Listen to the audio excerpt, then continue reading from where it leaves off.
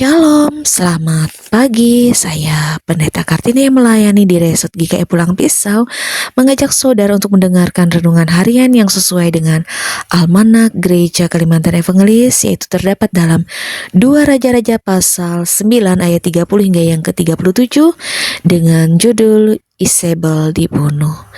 Sebelum itu mari kita bersatu dalam doa. Tuhan Yesus yang baik, selamat pagi dan terima kasih buat hari ini karena kami boleh dibangunkan dengan kekuatan kesehatan yang baru. Sekarang kami mau belajar dari kebenaran firman ini untuk tahu apa yang Tuhan mau buat hidup kami. Sertai kami dengan kuasa Roh Kudus-Mu Tuhan, dalam nama Tuhan Yesus. Amin. Saudaraku yang dikasih dalam Tuhan Yesus Kristus, hari ini nas kita berbicara tentang seseorang yang telah berbuat dosa terhadap sesamanya manusia dan hukuman dari dosa yang telah ia lakukan itu. Dia adalah Isabel, istri dari Raja Ahab, di mana dosa dan yang ia lakukan adalah membawa bangsa Israel menyembah Baal, dan juga mereka menindas penyembah Allah yang benar seperti Nabot. Inilah dosa yang dilakukan oleh Isabel dan suaminya Raja Ahab pada waktu itu. Dalam Raja-Raja pasal yang ke-21. Dan dalam nas kita pada hari ini dalam 2 Raja-Raja pasal 9 nih, ayat yang ke-30 hingga yang ke-37 diceritakan bagaimana bahwa hukuman ataupun yang diberikan bagi Isabel sesuai dengan nubuatan Nabi Elia itu digenapi oleh seorang raja baru yang diurapi untuk menjadi raja Israel pada saat itu, yaitu Raja Yehu.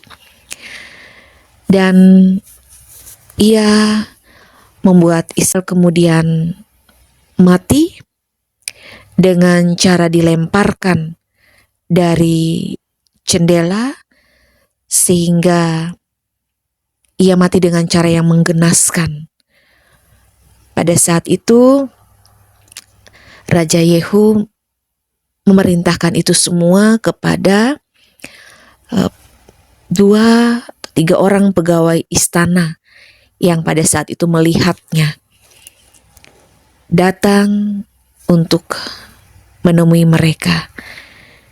Dan saat itulah apa yang menjadi nubuatan daripada Nabi Elia itu digenapi, di mana dalam kematiannya Isabel sangat-sangat memprihatinkan, sangat-sangat menggenaskan, karena ketika mayatnya mau diambil untuk dikuburkan, pegawai-pegawai istana itu hanya mendapatkan kepala, kedua kaki, dan juga kedua telapak tangannya. Jadi apa yang telah dinubuatkan bagi Isabel oleh Nabi Elia itu telah digenapi saat itu juga. Nah, Bapak Ibu Saudara yang dikasih Tuhan, apa yang menjadi pembelajaran dari cerita ini? Nas ini mau mengajarkan kepada kita bahwa dalam hidup ini janganlah kita menjadi seseorang yang suka menyesatkan sesama kita manusia, ataupun juga mengajak sesama kita untuk melakukan dosa seperti yang dilakukan oleh Isabel dan juga Raja Ahab, membawa bangsa Israel untuk menyembah Baal.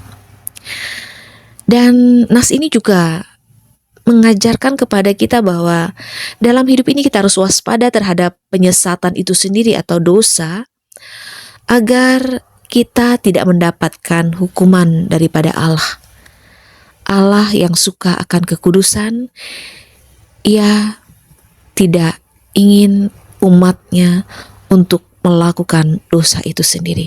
Artinya kita diajak untuk tidak berbuat dosa dengan menyesatkan kehidupan orang lain, dan juga kita diajak untuk waspada serta menjauhi eh, penyesatan atau dosa itu sendiri dalam kehidupan kita pada saat ini, sehingga kita bisa memperoleh berkat, penyertaan daripada Tuhan. Karena itu Bapak Ibu Saudara, marilah buat hati dan pikiran kita untuk selalu terfokus kepada pimpinan Tuhan, sehingga kita dijauhkan daripada penyesatan, dan juga kita boleh diajarkan untuk tidak menjadi orang-orang yang suka menyesatkan kehidupan orang lain.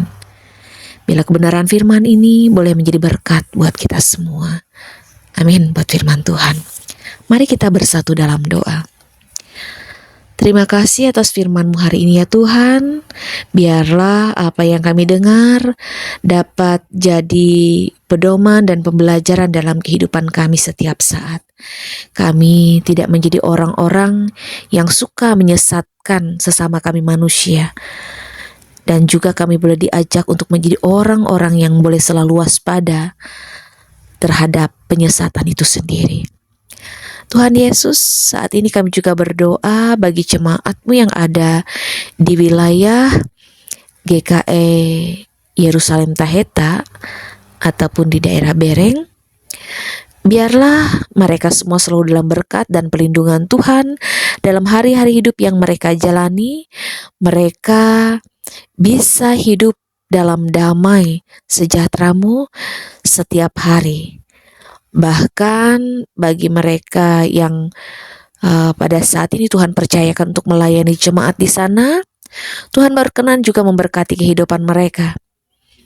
Penatua diakon, guru agama, guru sekolah minggu, pendeta, vikaris, dan semua yang terlibat di dalam pelayanan.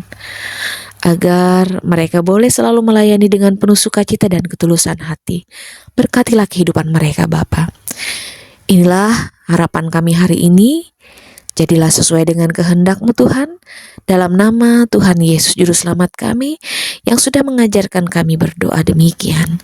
Bapa kami yang di sorga, dikuduskanlah nama-Mu, datanglah kerajaan-Mu, jadilah kehendak-Mu di bumi seperti di sorga. Berikanlah kami pada hari ini makanan kami yang secukupnya, dan ampunilah kami akan kesalahan kami, seperti kami juga mengampuni orang yang bersalah pada kami. Jangan bawa kami ke dalam pencobaan, tapi lepaskanlah kami daripada yang jahat. Karena Kau yang punya kerajaan dan kuasa dan kemuliaan sampai selama-lamanya. Amin.